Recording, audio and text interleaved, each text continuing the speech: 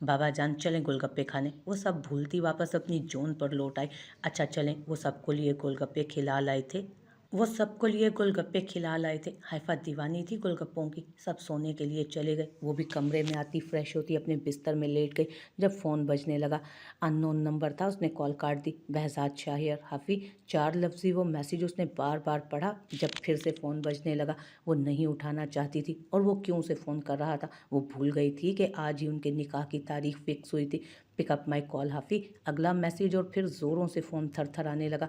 क्या मसला है आपके साथ? हाइफा ने कॉल उठाते ही कहा, ये जो आपकी इतनी ज़ुबान चलती है ना मेरे आगे, इसे मैं एक ही बार में बंद करवाऊंगा। वो संजीदगी से बोला, क्या चाहिए? अब की बार वो आहिस्तगी से बोली, जो चाहिए था वो ले लिया। वो दिल फरेबी से बोला, आपने मुझे ये बताने के लिए इतनी रात को कॉल किया और मेरा नंबर कहाँ से मिला आपको? वो उठकर बैठ गई। ये कमर से हाथ ज़रा नीचे करें। वो बोला तो हाइफा ने फ़ौरन हाथ नीचे किया। उसका हाथ वाकई कमर पर था। उफ, वो दिल में बोली, उफ भी ना करें। वो फिर से बोला तो हाइफा ने फ़ोन को घूरा। मैं सामने नहीं हूँ, फ़ोन को मत घूरें। वो एक बार फिर से बोला तो हाइफा के गाल गुलाबी पड़े। वो कितने कम अरसे में उसको जानने लगा था, जबकि वो उसके बारे में कुछ नहीं जानती थी। मेरे बारे में आप मेरे करीब आकर जानेंगी, मैं तो बेहतर तरीके से आपको अपना आप समझा पाऊँगा। फिर मेरा नंबर कहाँ से मिला? वो सब बातों को नज़रअंदाज करती बोली, लेकिन दिल में उसकी हाजिर जवाबी की कायल हुई। अपनी होने वाली मनकूहा का नंबर ढूंढना कौन सा मुश्किल काम है? आप निकाह पर जो जोड़ा पहनेंगी वो कल पहुंच जाएगा आपकी तरफ, मैं खुद लूँगी। वो तेज़ी से बोली तो वो मुस्कुराया। मेरी पसंद के बगैर तो आप कुछ नहीं पहन सकती हैं भाफ़ी। वो बोला तो हाइफा खामोश हुई। मेरा नाम हाइफा है, मेरे लिए आप हाफ़ी हैं। वो बोला तो हाइफा के गाल फिर से गुलाबी हुए और कॉल काट दी, जबकि दूसरी तरफ वो मुस्कुरा दिया। ये उसकी ज़िंदगी के बेहतरीन लम्हात थे। वो मुझे याद दिलाती है सब। वो तड़प रहा था। तो इसमें उसका क्या कसूर हुआ? यही कि वो उस ख़ानदान से है। भूलो मत, तुम भी उसी ख़ानदान से हो और तुम दुबई जा रहे हो। वो सर हिला गया। शायद उसका जाना ही बेहतर था यहाँ से। बहजाद शाह कितनी ही देर बच्चों की तरह उसके बालों में उंगलियां फेरता रहा। ये सफ़ीर शाह को पुरसकून करने का एक तरीका था जो उसने बचपन से अपनाया था। बहजाद शाह के जाने के बाद वो पैकिंग करने लगा। नींद आंखों से कोसों दूर थी। उसे सब भूल गया था। याद था तो बस इतना कि माँ ने उससे तलाक का मुतालबा किया था। ये बात उसे बेहद नागवार गुजरी थी। क्यों, ये वो नहीं जानता था, लेकिन ये तो तय था कि माँ को वो छोड़ने वाला हरगिज़ नहीं था। और यूं ही सिगरेट सुलगाए वो बाहर निकल आया। घड़ी रात के 3 बजा रही थी। वो लॉन में खड़ा, फिर पिछले लॉन की तरफ निकल गया। आते हुए चाबी वो साथ लाया था। दरवाज़ा खोलते अंदर दाखिल हुआ तो सारी लाइट्स ऑन थी। वो जानता था वो कितनी डरपोक है। सफ़ीर ने आहिस्तगी से सारी लाइट्स ऑफ की और उसके कमरे में दाखिल हुआ। वो अपने बिस्तर पर सो रही थी। मेरी नींदें उड़ाकर तुम इतनी पुरसकून तो हरगिज़ नहीं रह सकती। वो कदम कदम चलता उसके नज़दीक आया। माह की आंख अजीब से एहसास से खुली थी, या शायद खुद पर नज़रों का इर्तकाज़ वो नींद में भी महसूस कर गई थी। सामने सफ़ीर शाह को देखते उसका सांस सूखा। वो फ़ौरन उठकर बैठी। सफ़ीर शाह सामने मौजूद कुर्सी पर बैठा था। शाह, उसके लब फड़फड़ाए। यहाँ आओ, वो सर्द से लहजे में बोला, लेकिन माह की हिम्मत ना हुई कि वो अपनी जगह से उठती, उसके हुक्म को मानती। माह, सफ़ीर शाह आ रही हो या मैं आऊँ? वो फिर से बोला तो माह बेड से उतरती, छोटे छोटे कदम उठाती उसकी तरफ आई। सफ़ीर शाह ने खींचकर उसे गोद में बिठाया तो वो कांप गई। खौफ ज़दा हो वो इस्तफसार करने लगा तो माह ने आहिस्तगी से सरस बात में हिलाया। सफ़ीर शाह लाजवाब हुआ। मैं चला जाऊंगा यहाँ से कुछ घंटों बाद। तुम यही चाहती थी ना? वो माह की आंखों में आंखें गाड़ता सवाल कर रहा था। आप यहाँ क्यों? तुम जानना चाहती हो ना कि तुम मेरी नफ़रत कि तुमसे मेरी नफ़रत की वजह क्या है? वो आहिस्तगी से बोला तो माह ने झटके से सर उठाते उसे देखा। तुम कातिल हो मेरी बहन की, लेकिन भाई को लगता है कि ये तुम पर इल्ज़ाम है। वो उसे खड़ा करता उठ गया तो वो भी उठ गई। तुम्हारे बाप ने हमारा सब कुछ छीन लिया, सब कुछ। वो बोला तो माह ने हैरत से उसे देखा जो बेड के साथ नीचे कालीन पर बैठ गया था। भाई कहते हैं कि हम ये सब किसी को नहीं बताएंगे, लेकिन क्यों क्यों ना बताऊं मैं तुम्हें कि तुम्हारे बाप ने, हमारे नाम नेहात ताया ने हमारे साथ क्या किया। यानी माह और वो कज़न थे। वो थम गई। तुम्हारी माँ तुम्हें छोड़कर चली गई थी क्योंकि फैज़ शाह की तबीयत से वो अच्छे से वाकिफ़ हो गई थी। अपनी बीवी होने के बावजूद तुम्हारा बाप दूसरी औरतों के साथ वक्त गुजारता था। तुम्हारी माँ तुम्हारा पैदा होते ही चली गई थी। तुम्हारे बाप को तुमसे मोहब्बत थी, लेकिन किसी और औरत से नहीं। मेरे बाबा से उनको कोई मसला नहीं था, लेकिन उनकी गंदी निगाहें मेरी माँ की तरफ थी। वक्फा वो अम्मी को तंग किया करते थे जो उन्होंने बर्दाश्त किया, लेकिन जब तुम्हारा बाप हद से तजावुज़ करने लगा तो उन्होंने बाबा को बता दिया। बाबा की बात करने पर वो आपे से बाहर हो गया और गन निकाल ली। मैं और भाई तब छोटे थे, लेकिन इतने छोटे भी नहीं कि सामने का मंजर समझ ना पाते। अम्मी की चीखें बुलंद थी, हमारी बहन अंदर बिस्तर पर पड़ी रो रही थी और हम बेबस थे। माँ ने फैज़ शाह को रोकने की कोशिश की, लेकिन अब वो तब होश में नहीं था शायद, और गन लोड करता वो बाबा पर फायर कर गया। खून में लिथड़ा मेरे बाप का वजूद, मेरी माँ की चीखें और मेरी बहन का रोना मुझे अब भी याद है। सफ़ीर शाह का लहजा नम हुआ था। माँ उसके साथ बैठ गई और डरते उसका बाजू सहलाया।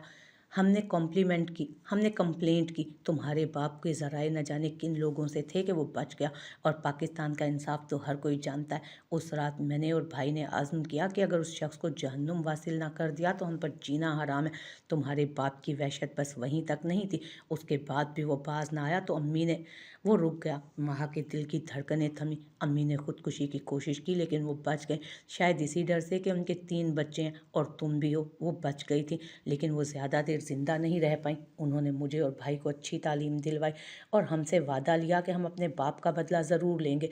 वक्त तेज़ी से गुजर रहा था। तुम्हारा बाप कभी घर आ जाता, कभी नहीं। अम्मी ने तुम्हें भी संभाला था, हमने तुम्हें मोहब्बत दी। हमें लग रहा था कि सब ठीक हो गया, लेकिन नहीं। अम्मी हार्ट अटैक होते ही हमें छोड़कर चली गई। उस दिन तुम्हारा बाप जश्न मनाते दूसरी औरत को घर ले आया। अशर तुम्हारे बाप की नाजायज़ औलाद है।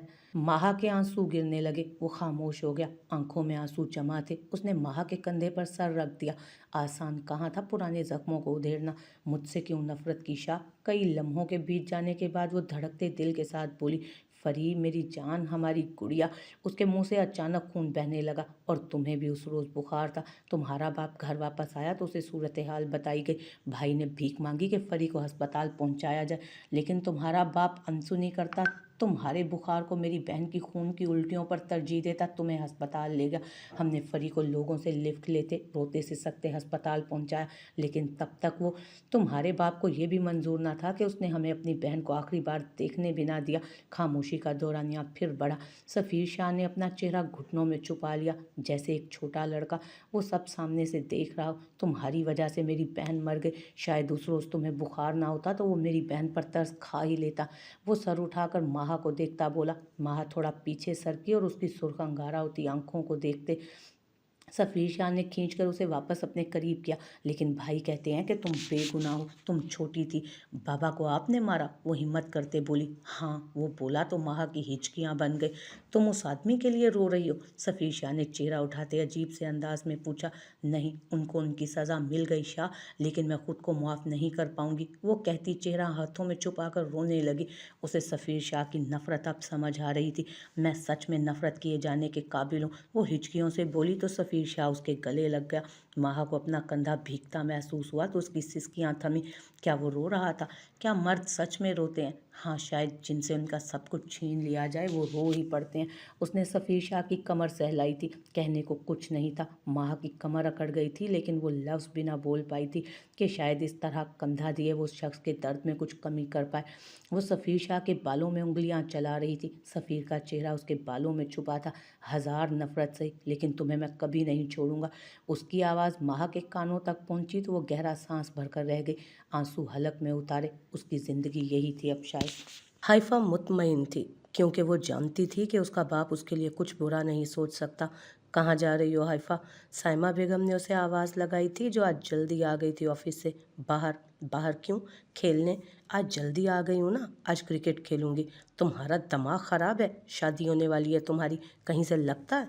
खबरदार बाहर गई तो टांगें तोड़ दूँगी। अरे मेरी प्यारी अम्मी, शादी नहीं, सिर्फ निकाह। जो भी है, तुम बाहर नहीं जाओगी, ना आज और ना आपके बाद कभी और दिन। लेकिन क्यों? क्यों? शादी के बाद क्या करोगी? घर बार का कुछ आता है तुम्हें?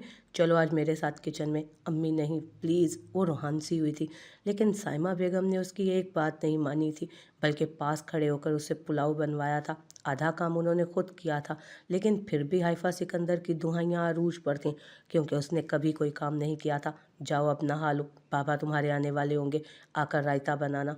वो बोली तो वो पैर पटकती अंदर चली गई। नहाने के बाद उसने फ़ोन उठाया और रात वाले नंबर पर उंगली रख दी और फिर इंतज़ार करने लगी। अस्सलामुअलैकुम भारी गंभीर आवाज़। वालेकुम अस्सलाम। मेरी बात सुने बहसाद शाह, मुझे आपसे कोई शादी या निकाह नहीं करना। वो उसकी आवाज़ सुनते ही शुरू हो गई थी। मुखालिफ जो अच्छे मूड में था फ़ौरन संजीदा हुआ। क्या हुआ है हाफ़ी? बस नहीं करनी मुझे आपसे शादी, मैं यहीं खुश हूँ। वो कहती कॉल काट गई। बहसाद शाह फ़ौरन उठ खड़ा हुआ था कुर्सी से।